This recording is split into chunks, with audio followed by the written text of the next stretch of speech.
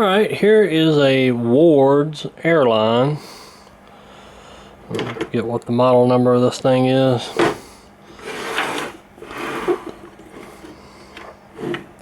Looks like a 94 BR 525A because it's in the walnut color.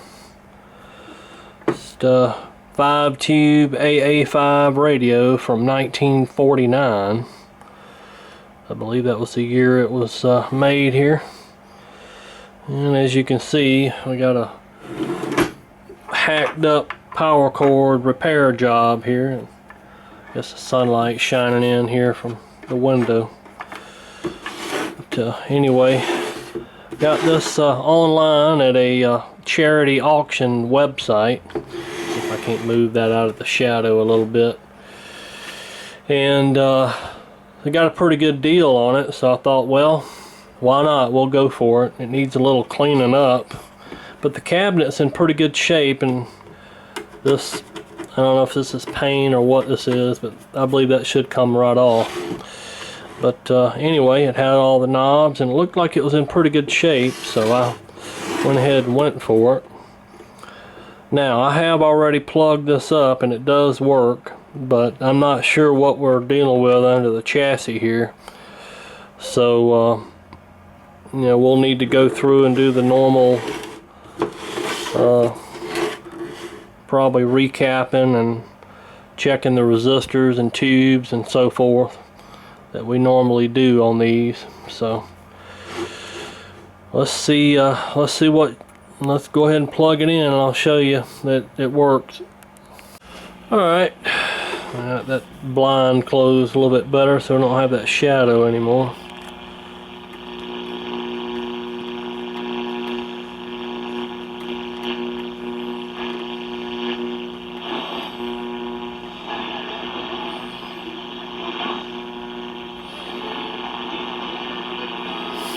There's a Spanish station about 45 miles away coming in kind of buzzy and staticky.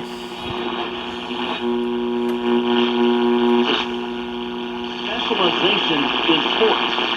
And if you've listened to this program,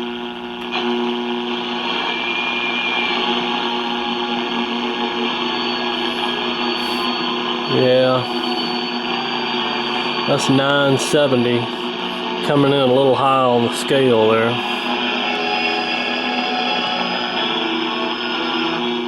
That's 970. That classic rock station is about 45 miles away.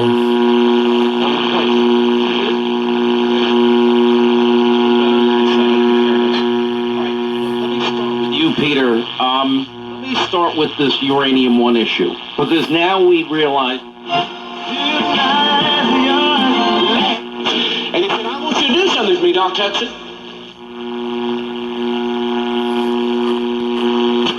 Boy, and when you tell him about now learning is bribery, kickbacks, extortion. Alright, well, it's working, so let's go ahead and pull the chassis and see what kind of surprises we got waiting under the chassis. Alright, here's the chassis with tape on the speaker. Somebody has taped up the speaker, which is not a good way to repair a speaker. I'm a little bit skeptical about pulling this off because, you know, it may take the speaker with it. So I'll probably just leave that as is. Might could steam that off or something and put some glue on it, repair it the right way. Some glue and some dryer sheets usually works pretty good for that thing. But anyway, got a few non-original tubes in here. It looks like a GE 35W4 rectifier tube, and there's two other ones with tube shields on it I can't really see. And these two here look like Ward's Airline tubes, so those are original, I would guess. But looks like we got pretty much all of our original capacitors under here, which don't really look like too many. This set, yeah, it's got a couplet, so that takes up some resistors and components. But pretty much looks all original, including our electrolytic filter capacitor. So it's, what do we got here? 150, yeah, was that a 50 and a 80? A 50 and a 30. 150 volts. I think I'm about out of 50. 50s being such a popular application in these old radios. Probably about time for me to order some more. But yeah, this thing's got these crappy cans in it that are clear. The crappy IF cans with the clear plastic on them. Surprised this thing don't have SMD. It may show up. Yes, these crappy cans are used in the 50s. So anyway, well, I guess we'll start on checking the resistors and replacing the capacitors and see what turns up. Alright, now I was looking at, let's see if I can get this thing positioned around right so y'all can see it.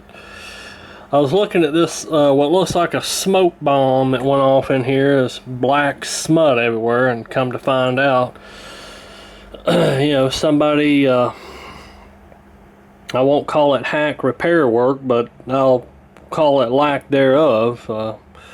Apparently this is the stud for the across the line capacitor, which goes from this tube here, where the rectifier tube here, where the line cord comes in, and went right here on this little wrap here, because this is the floating ground in here.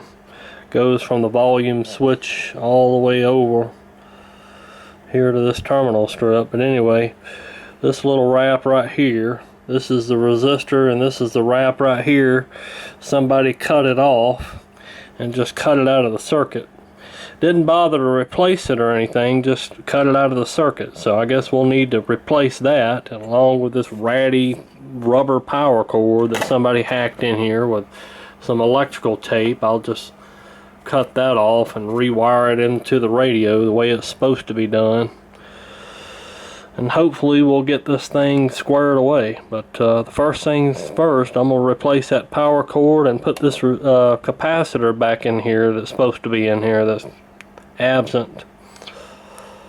Alright, we got the line cord fed back through. I like to never have got it through the strain release, but managed to get it through and get it resoldered in here, and got our proper across the line cap. That ought to keep a lot of line noise out of the set. And I was kind of wondering when I was tuning around, I said, man, this band sure is buzzy and noisy, especially up on the top end. You know, as you saw earlier, it was quite buzzy and staticky, and that's why there's no across the line cap in here. That's why you get all that line noise up in the set. Alright, we got all our capacitors and resistors replaced, and I went ahead and took all that tape off of the speaker here, and I had to kind of heat it up a little bit with a hair dryer, and went ahead and heated it up and pulled that tape off, and it didn't really take any of the speaker cone with it.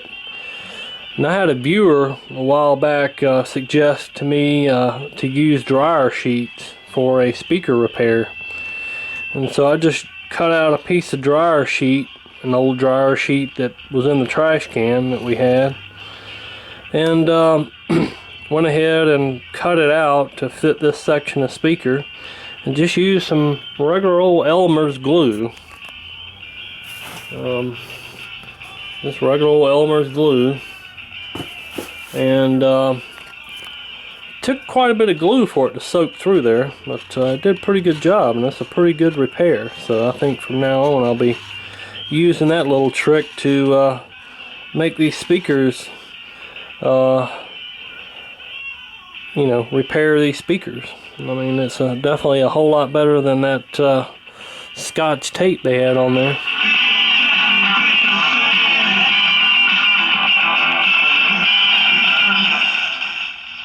$1,000 to fix it with no guarantee that the data can be retrieved.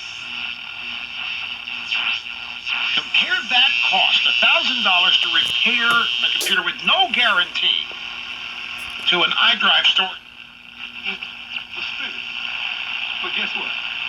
Everyone can lose.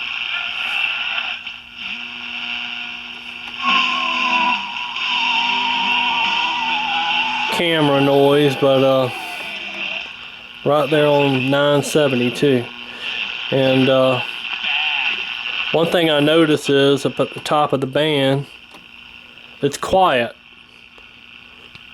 No more buzzing like earlier in the video before we replaced that across the line capacitor. And that is a prime example of why you need an across the line capacitor. You keep all that line junk out of the radio. You know, just because it's blown apart and the radio works without it doesn't mean you shouldn't have one. It's there for a reason. It's definitely a lot quieter and clearer.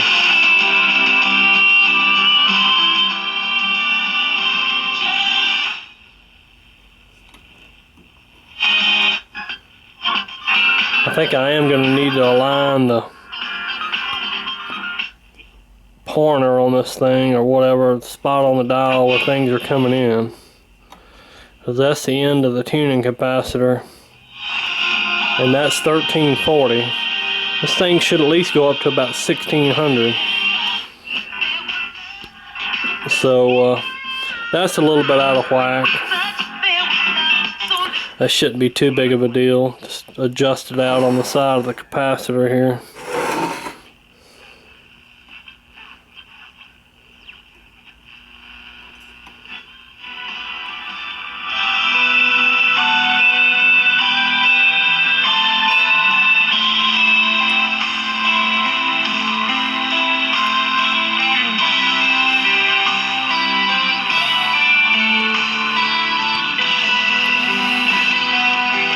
.970 AM, about 45 miles away. It's coming in pretty good.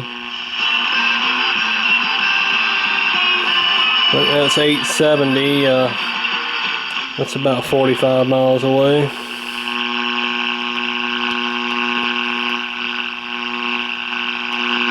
A little bit more interference down on the bottom end of the band.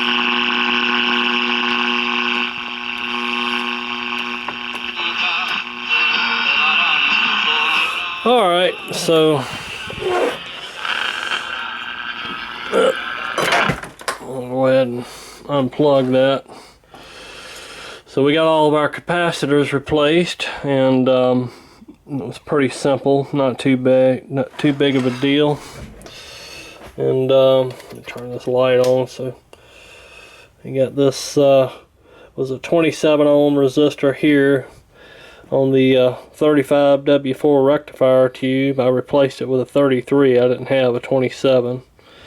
That was reading about 80 ohms, so that's still a whole lot better than what was in there. This 470K was marginal, about 540 something K. This 150 was on, and this 22K was on. And so yeah, everything's replaced. It needed to be replaced. This was dead on. It was actually 50K dead on, and this too was dead on. So we're in good shape now. That 68K was a little bit high. It was like right at 80. So I went ahead, or 68 ohm, not 68K, but 68 ohm was almost 80 ohms. So I just went ahead and replaced it. I've got plenty of those resistors around here in stock, so definitely not a problem. But yeah, that speaker repair turned out pretty good. Alright, with our signal generator on 455, set to 455 kilocycles. And I got our scope hooked up to show you that, because I know somebody's going to go into full cardiac arrest when they find out I'm going to use a metal screwdriver. But I'll insert this thing in here, and in here, and there's no change. You can look at it on the scope, there's no change. Inserting in IF can 1 and can 2, nothing changed. So let's not go into full cardiac arrest. Alright, here we go.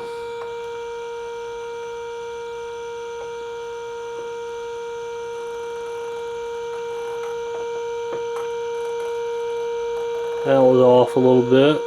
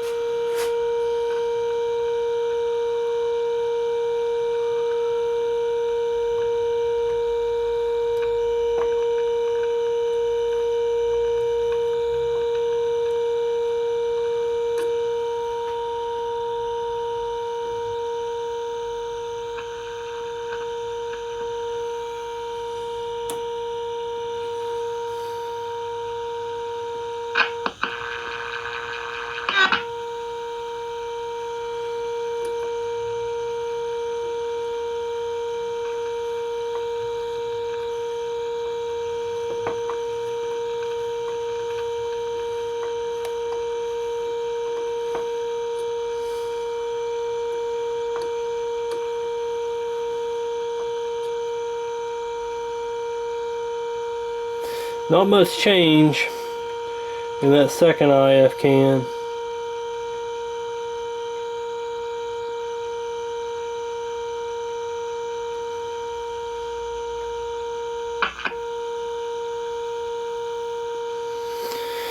Well, I think that's about as good as it's gonna get. Alright, I'm gonna do the cans on the bottom adjustments on the cans, and I can't really do it with holding the camera. So we'll let y'all look at the scope there.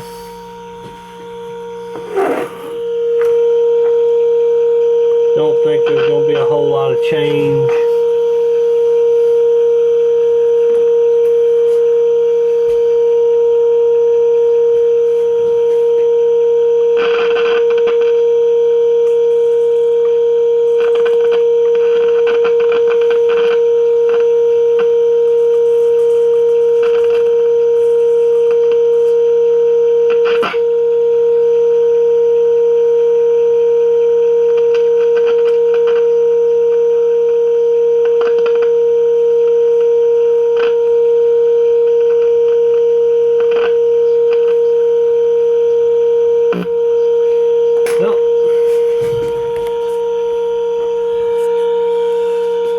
I think she's about lined up, about the best it's gonna get. Alright, we got her back in the cabinet, and I took before I did that though, I took the cabinet and cleaned it up, shined it up pretty good. It turned out pretty good, nice and shiny. And that's a good thing about this Bakelite. It usually shines up like a new penny if you give it a little bit of attention. It does pretty well. So anyway, yep, there's a little shot of it there, and I got the light on so you can kind of see it a little bit. I'll have to turn this off to play it, but there's a look at it right quick there.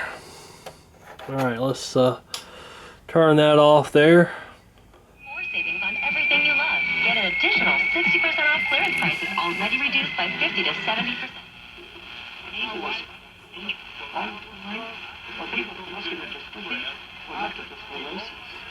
Well, yeah, okay. Sounds like a mixture of stations fading in and out. Juan Joseph Jackson, put an extra prayer behind his. Go down 48 and find him, Lord.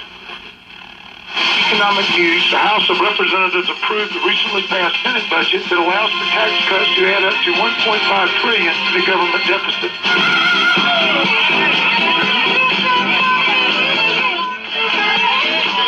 $12.90 blaring in.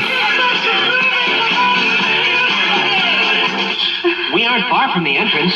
Oh, thank God you found us. To by his own admission slipping, and then last year he did a very good job, and now rewarded with a chance, I guess, to win a gold medal.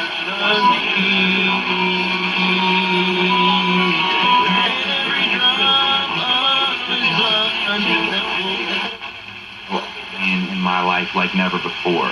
For me, I'm driven by the thought of I want to reach. Must be got DX coming in already. Hard to believe it's about 5:20 in the afternoon. Otherwise, and so we don't normally get all these stations, so by the question of me in that cabin every day before I.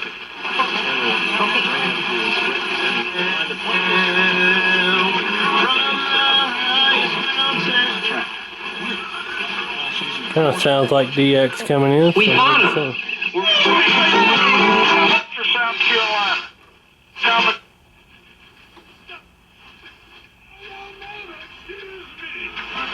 I gotta put a praise on what the Lord has done. Half of the stuff on that station sounds like it come off a $2 tape recorder. 75 years, they know how to save you money. You know how some... And it was a year older and everything, a couple years older time we were there. For some reason, once you get down past about 900 or so, you get this buzz. And not much reception. I say no reception, at least right now. A number of years, it's going to be another big turnout. The Eastern District has more. Sick Rock, the Rock FM.